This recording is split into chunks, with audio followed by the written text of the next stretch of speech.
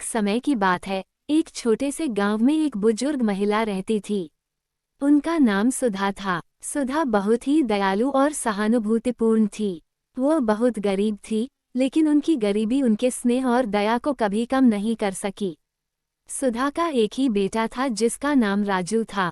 राजू किसी नगर में नौकरी करता था और अपनी माँ से बहुत प्यार करता था। राजू हर महीने अपनी माँ के पास आता था, उसे पैसे देता था और फिर वापस शहर चला जाता था। लेकिन एक महीने राजू नहीं आया, फिर दूसरे महीने भी वह नहीं आया। सुधा को बहुत चिंता हुई।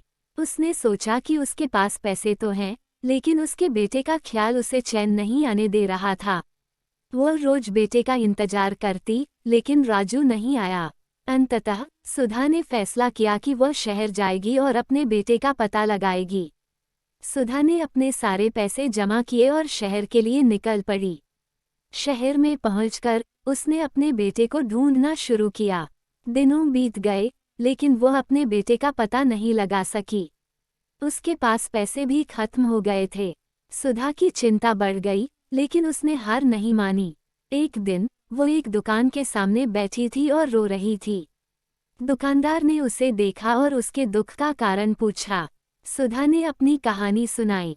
दुकानदार ने उसे अपने बेटे के बारे में बताया। राजू ने एक हादसे में अपनी जान गंवाई थी। सुधा ये सुनकर तोड़ गई। उसने अपने बेटे के नाम की मिट्टी अपने हाथों से चूमी। उसकी आंखों में आंसू थे, लेकिन उसके मन में एक आशा थी।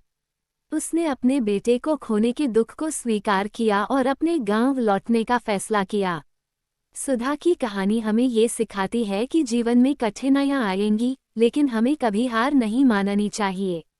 उसकी कहानी हमें दया, सहानुभूति और प्यार की शक्ति के बारे में भी याद दिलाती है।